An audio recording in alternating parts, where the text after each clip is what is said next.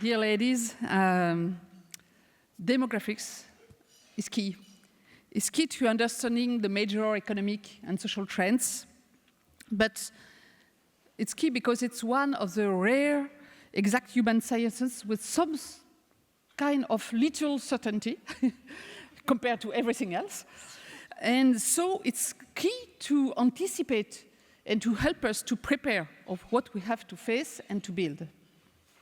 So today, I would like to share with you a quick overview of three major trends for the years and decades to come. And fantastic, it works. The advent of Asia and Africa, the increase in the world population, the shift between an aging North and the young South, and we'll see together the impacts on growth, workforce, immigration, and of course, women. Today, the world population is 8.2 billion, and it will continue to grow until the 2080s, before declining. Not very good news for the climate change. As Asia is already the leading continent, you see on the left, with more than half of the world population.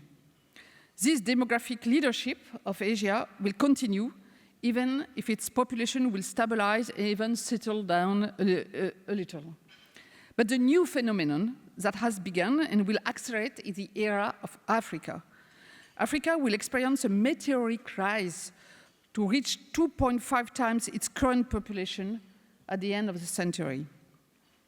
Africa will represent more than twice as much as Europe, North America, and Latin America combined. This upheaval of the center of gravity of the world's population, already at work today, is often underestimated in its consequences. In Asia, it's clearly India, the world's largest population, and yesterday China, that have driven or are driving this demographic growth. In Africa, many countries, but particularly Nigeria and Congo, will experience a complete upheaval of their population. When you look at country, we also see tectonic changes since 1950. In 1950, China was the largest population in the world, but with a third of its current population, followed by India. Since then, the Indian population has been multiplied by 4. The US was the third country, followed by Russia, Japan, and Germany. Germany, the only country, European country in this table.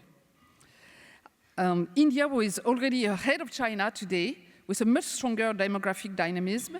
The US are still the third population, but not for long, followed now by Indonesia, Pakistan, and Nigeria.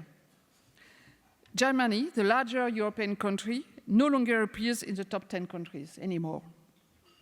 Looking forward to 2100, not only India is ahead, but China still second, will have lost half of its population if the current trends continue. The population of Nigeria, Pakistan, and Congo will have more than double and will be part of the top 5 countries, while US will be relegated, if I may say, to the 6th place.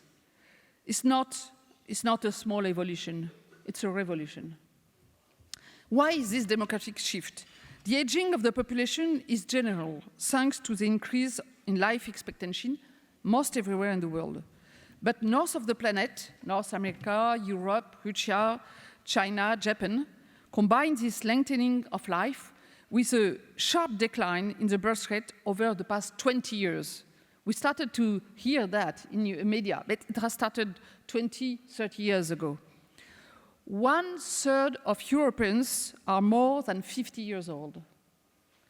And to compare, 1 in 2 Africans is under 20 years old. And even under 15 for Niger. As an example, we'll see Germany, thanks to your host. Today, the population is elderly. And you can see the babies are on the bottom and the elder people, that's the global, the world. You will see that it will be aging. And if we compare to Germany on the top is today. The babies on the bottom, on the up, it's the elderly. So today, 1/3 of the German population is over 60 years old, 1/3. And the country will lose 11 million of workers by 2030, tomorrow morning, only for demographic reasons. On the contrary, the age structure of Nigeria, you see, on the top it's today very young, even if it will balance over time. And it's one of the youngest and faster growing in the world, with 60% of the population is below 25. The consequences of this double effect of aging and birth rate are very strong. To start with the economic fields, the first one is obviously the availability of workforce, since there will be surplus of labor force in Africa, partly in India and in South Asia, and country more in the north of the planet with a labor force shortage, much more dramatic than today, and it does exist today, mainly all over the north of the planet. So for a country, what does it mean? Having a young population is obviously a very huge advantage for the future. It's what we call demographic dividend. In terms of consumption, dynamism, entrepreneurship. But in the short term, and like in climate, we have the conflict between the short term and the long-term interest. In the short term, it represents phenomenal needs in infrastructure, technology, jobs creation, education, healthcare, housing, food supply, water, transportation, etc. Most of the countries cannot support the needed investment alone. So the dividend, the demographic positive dividend, can also contribute to ecological degradation, increase inequalities and conflicts. But it matters for all the other countries. Nobody is alone. Like in climate, in demography, our destinies are linked. The demand for workforce in the north and the excess of offer in the south will increase the professional migration. I would even say that this complementarity and solidarity between countries is so needed that it will probably surpass the ideological barriers that are rising everywhere. But what about the women? The participation of women is highest at the two extremes, in the poorest and the richest countries. But informal jobs, of course, it's in the richest countries. I would just remind us that almost all women work on the planet, a way or another, but only 55% of women have a paid job, compared to 79% of men. So this participation to the workforce will potentially increase, but still lower than it could. And as I said, it increases more in the developed country. As you can see, that's the history of Europe. You can see by up and down, but the participation of in Europe and US and North America, this increase over time. Why does demographics matter? The increase of the world population, increased pressure on global warming energy issues and urbanization, knowing that Asia, the most populated part, is already the most urbanized part of the world. It increased professional migration, inequalities, and risk of inflation. And in developed countries, and with other also, it goes with a sociological change, it's not demographic, but you will touch it also. Young people have different expectations of the previous generation because they don't believe so much in the future. So they believe in the present, they believe in themselves, but today, immediately, close to them. And so they are looking for purpose, for work-life balance, for other values. So if we focus on women, the challenge for women is not to stay out of this dynamic, but to seize opportunities.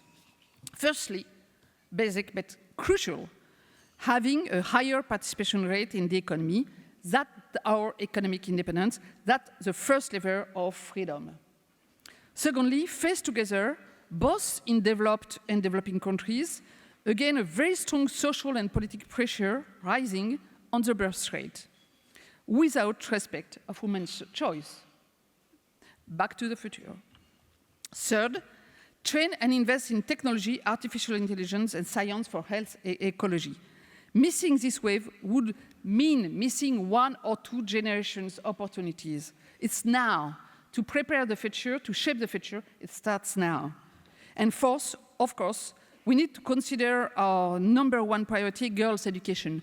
55% of the jobs that will do our children don't exist today, thanks to AI, technology, and green transition. So we need to prepare for uncertainty, but you can prepare with education, including for uncertainty. The skills set has to be larger. Demography matters and help us to understand the megatrends and push us to act immediately. Women and girls matter. We matter for next generation, for the sake of humanity. So let's not give up, my friends and sisters. Thank you. Thank you, Muriel.